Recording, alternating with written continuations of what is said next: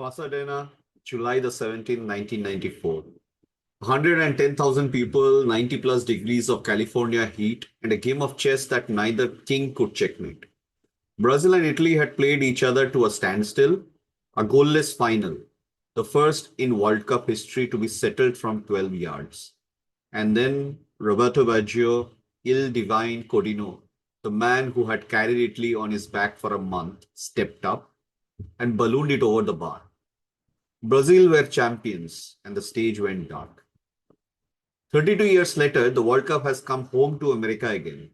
Bigger, 48 teams, 3 nations, 16 cities, louder, richer. But watch closely, and you will see the same pieces moving across the same board. An aging genius chasing one last coronation, a defending superpower humbled by a nation nobody feared, and a tournament that simply cannot stop generating controversy. This is not a repeat, but my word, it rhymes. I'm your host, and this is the Tactics Room.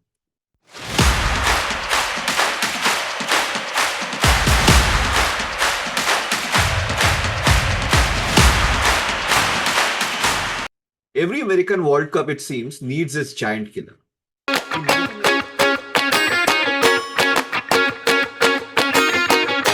In 1994, it was Bulgaria, a team, and I want you to sit with this, not a single World Cup win in their entire history before that summer. They arrived as also-rans and left as semi-finalists, sweeping the defending champions Germany off the board in the quarterfinal with 2 goals in 3 minutes. A Stoichkov free kick and that impudent flicked header from Jordan Lechkov. Romania had Gheorghe Hagi, the Maradona of the Carpathians, conducting an orchestra that knocked out Argentina. Sweden reached the last 4, and Saudi Arabia's Saeed Al Owairan ran half the length of the pitch for a goal that still plays on loop.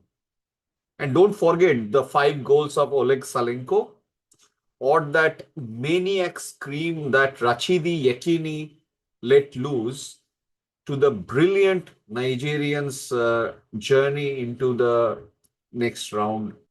And then there was that goal by Roger Milla, which still makes him the oldest ever men's footballer to score a goal in a World Cup. Now let us look at 2026. The giant killer shirt has been handed to a nation of just over 500,000 people. And maybe not such a giant killing act at all.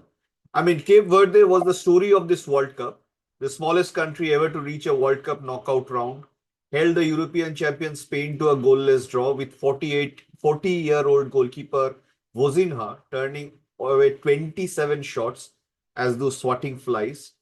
They drew with Uruguay too, and only just fell in the extra time to the defending champions Argentina. But then that's not really a run of a underdog. You can possibly say Norway are an underdog, or for example, Paraguay, because in 1994, Germany was knocked out of an American World Cup by Bulgaria. And in 2026, it was Paraguay, who are ranked 41st in the world, and thus they held Germany to 1-1 in the 120 minutes and then won in the shootout, with a German goal chalked off controversially by VAR. And of course, like I said, Brazil losing to Norway, that was a huge kind of a shock. But then we all expected Norway to progress far, given that they had come out as toppers in a group which included Italy, and they have been outstanding in this World Cup so far. So although that Brazil win for Norway could be deemed an upset, but it was not completely unexpected in the way that the 1994 World Cup had turned out to. So the final name, Morocco, but then again, they are 2022 semi-finalists. And so I don't think that you can put the underdog level on them. They are back in the quarterfinals again and have put the Netherlands out in penalties. So they face France next. So who knows if If they go past France, then that definitely would be a upset to match anything that was there in 1994.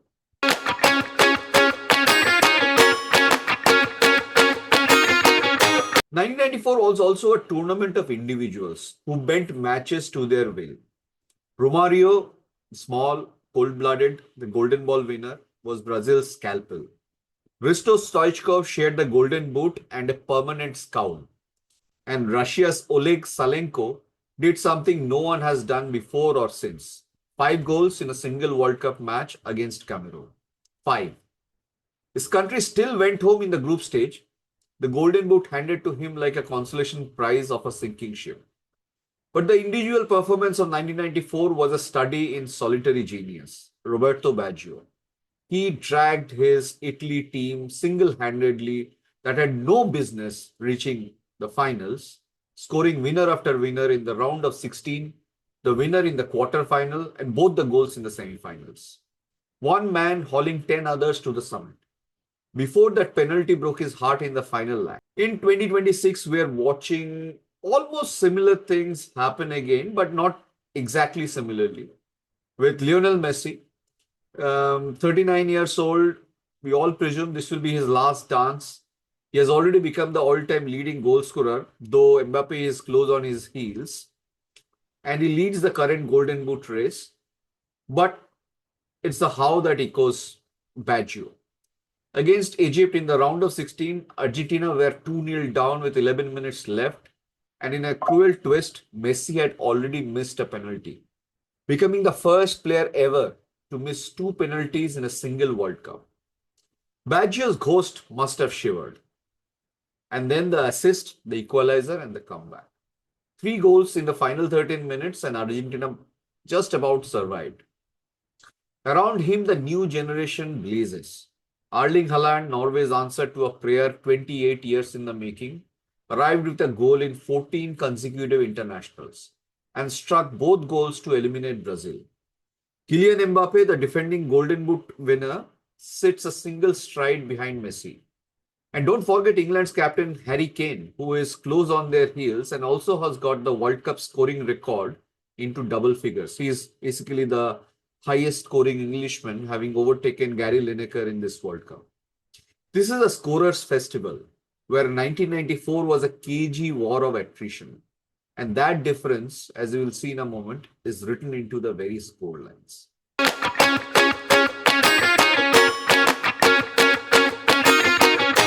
In 1994, the favorites largely held.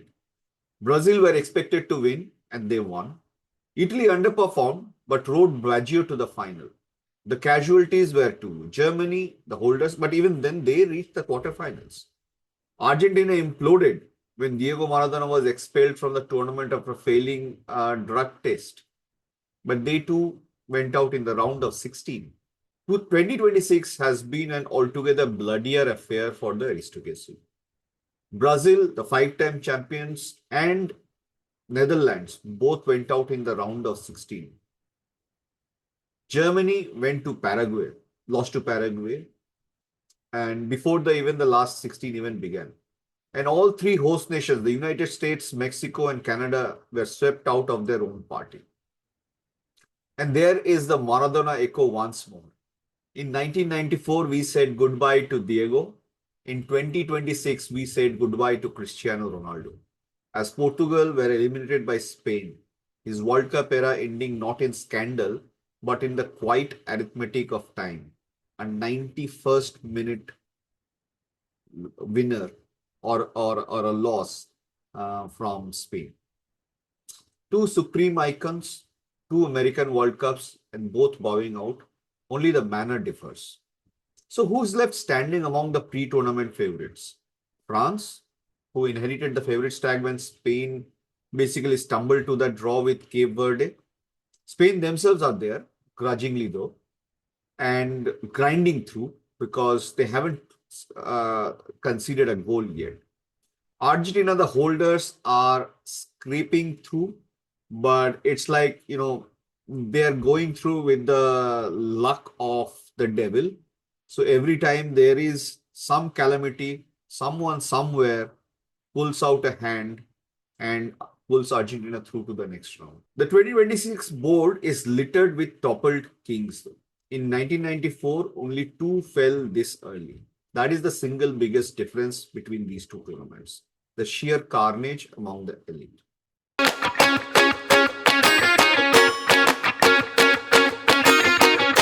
No American World Cup would be complete without its share of controversy.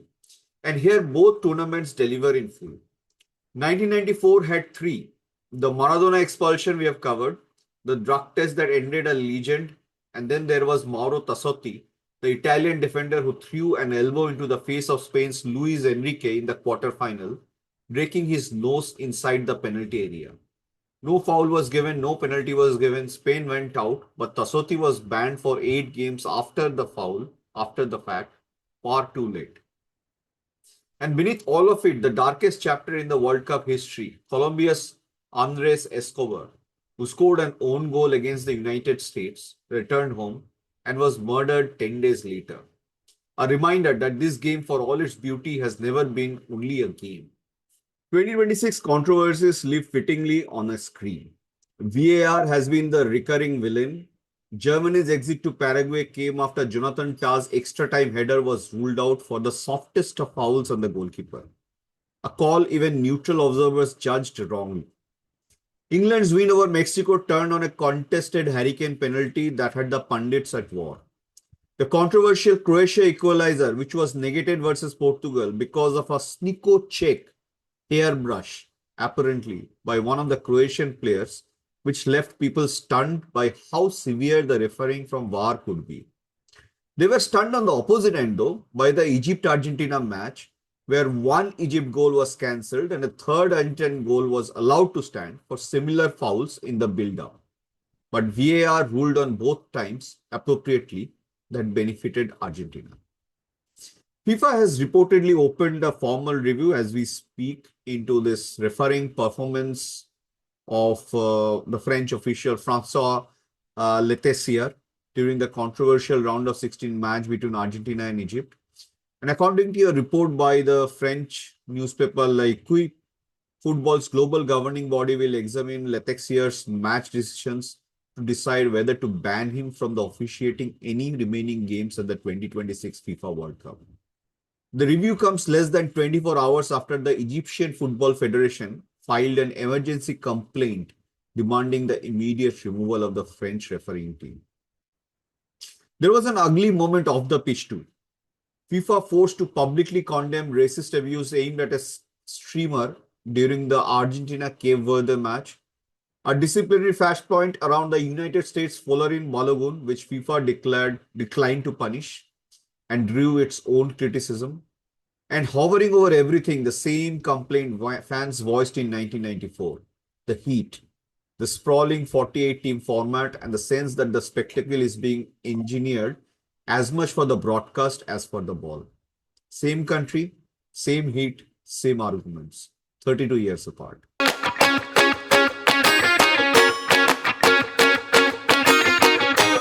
1994 gave us 7 European sides and Brazil alone carrying the South Americans in the quarterfinals.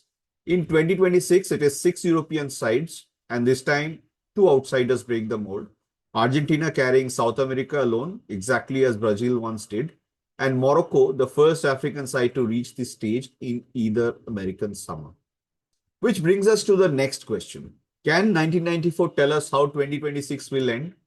I'll give you some patterns, and then the delicious thing is they may agree or disagree. Pattern 1, the lone South American team wins. So in 1994, the only South American side was Brazil, who lifted the trophy. Map that forward, and Argentina are your champions. Pattern 2, the aging genius reaches the final and loses. So Baggio's flawed side rode his brilliance all the way to Pasadena and fell at the final kick. Mrs. Argentina fits that mold even more snugly. Same team, opposite ending. 2 patterns, 1 team, 2 contradictory fates. And that contradiction is the entire lesson. An analogy built on a single thread will always snap.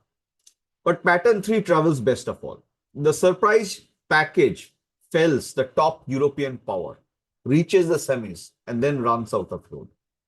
Bulgaria did that in 1994.